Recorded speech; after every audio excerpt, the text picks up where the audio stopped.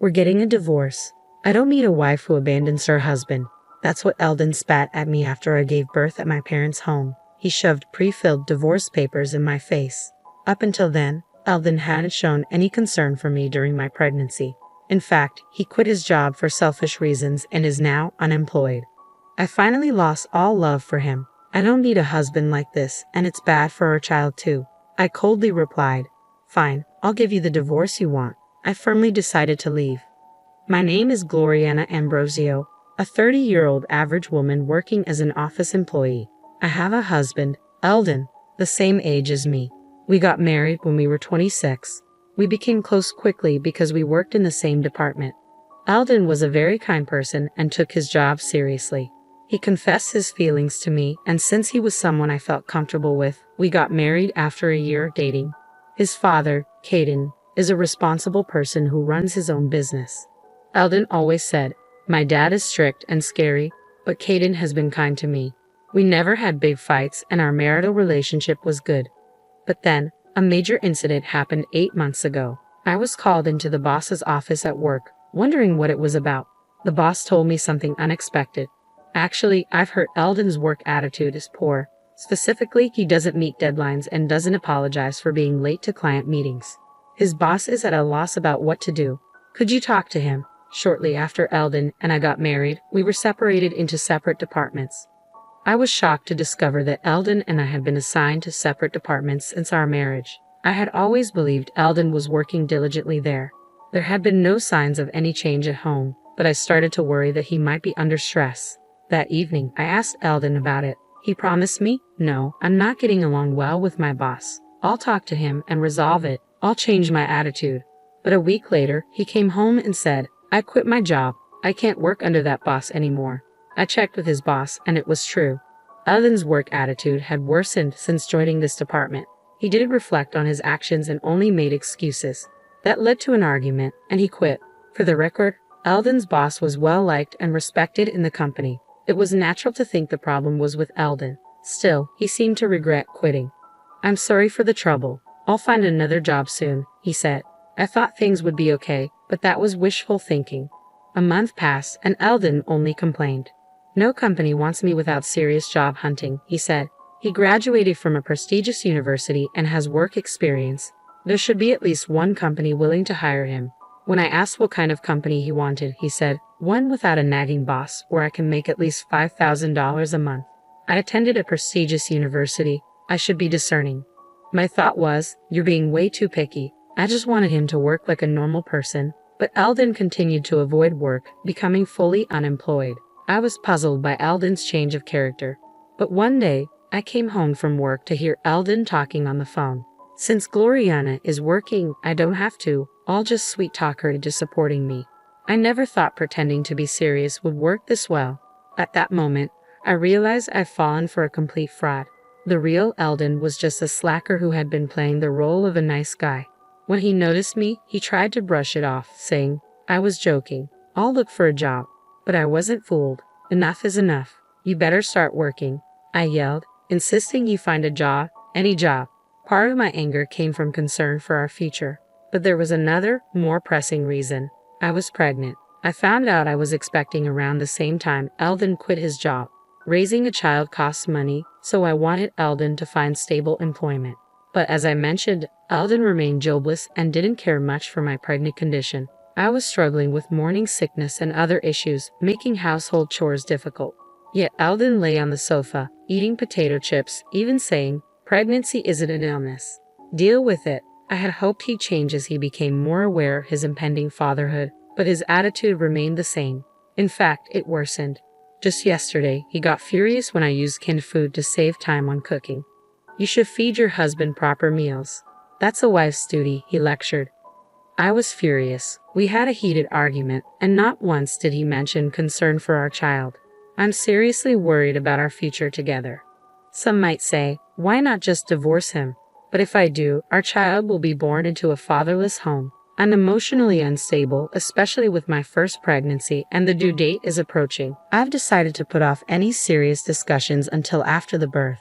Given Eldon's unreliability, I chose to give birth at my parents' home. They agreed it was the best option, but even then, Eldon complained, "What am I supposed to do without you?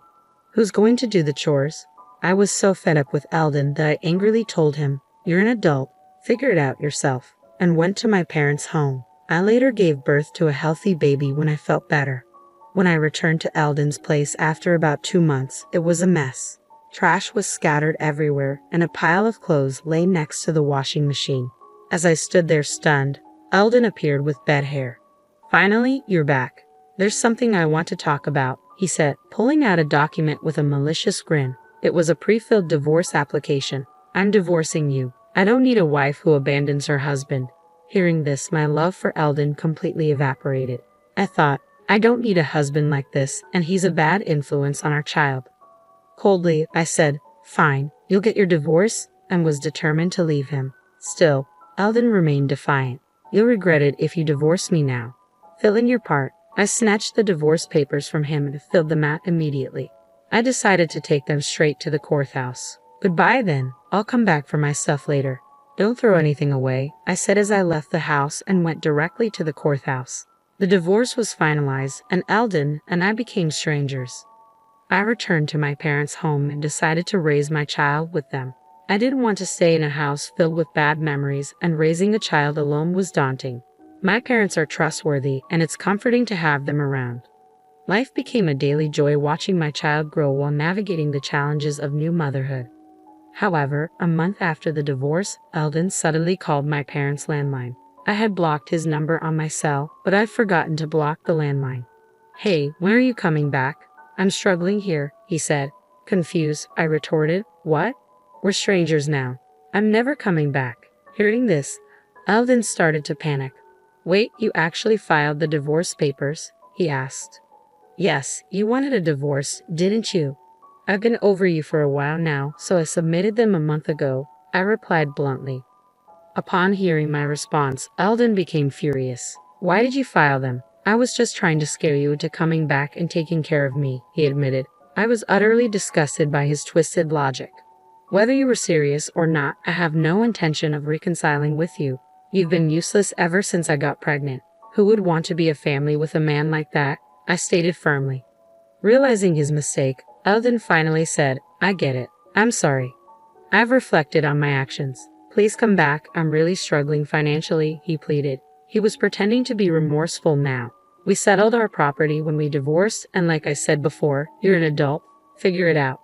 I yelled and hung up the phone. I immediately blocked his number to prevent further calls. I thought that was the end, but a month later, on a peaceful Sunday afternoon, the doorbell rang. It was Eldon. Not wanting anything more to do with him, my parents and I tried to pretend we weren't home, but Eldon persistently banged on the front door. "Hey, I know you're in there. Come out." Reluctantly, I went to answer the door. There stood Eldon, skinny and unshaven. I hadn't seen him in 2 months, and I was shocked to see he looked like a drifter. Without asking, he walked into the house and sat arrogantly on the sofa. "Gloriana, I need money, just $1,000. I'm really struggling here," he pleaded. "So why don't you get a job? You have a degree from a prestigious university, and you're not too old to work," I retorted, annoyed. Eldon began to explain, "Actually, I've decided to make money through investment. Working a regular job is for fools. I found a trustworthy advisor online, so I'm good. I'm still in the red because I had just started, but I was told it would turn profitable. However, I'm running out of the money I got from our property division, so I need your help." I was sure it was a scam. My mom, looking disgusted, returned to taking care of the baby. My dad also looked like he thought it was a scam, but Eldon, oblivious, kept insisting on money. "I'll pay you back when my investments pay off, and you can live the high life," he said. I reached my breaking point with his incessant and nonsensical demands. "If you don't stop, I'm calling the police," I warned, genuinely angry. With my dad, we kicked Eldon out. The mention of the police kept him away for a while, but we never knew when he might show up again. We considered moving, but with a baby, it seemed ridiculous to incur moving costs just because of him. So my parents and I devised a plan for the next time Eldon showed up. Another month passed, and unfortunately, Eldon returned. Seeing him, my mom immediately made a phone call as planned, and my dad and I let Eldon in and humored him for a while. His goal was still money. "I'm in trouble. I can't reach my investment advisor anymore. I poured in over $10,000, and it was a scam. I have nothing left. You're the only one I can rely on. It was incomprehensible why he thought he could rely on me after all he had done. But we couldn't just send him away. He might come back. So my dad and I listened to Eldon's complaints to buy time. We were waiting for reinforcements. When Eldon paused, I smiled reassuringly. Don't worry, I'll help you find a new job and a place to live. Eldon's face lit up. Really? Yes, really. Just then, the doorbell rang. I checked and let the visitor in. It was the person my mom had called. Seeing the man's face, Eldon froze. Dad? My mom had called Eldon's father, Caden. Actually, my parents and I had been consulting with Caden about our Eldon problem. After hearing the whole story, Caden said, I apologize for the trouble my foolish son has caused you. If he bothers you again, please contact me. I'll come to pick him up immediately. So we decided to call Caden the next time Eldon showed up. Eldon was intimidated by his father, so we hoped this would have some effect. And it did. Eldon was furious. Why did you consult my dad? This is a family issue. I'm not a child. I don't need to rely on my parents, but his face was pale. Caden, on the other hand, seemed to explode with anger at Eldon's words. What kind of attitude is that? After causing so much trouble, you've done something so terrible that even your parents have to intervene. What are you doing at 30?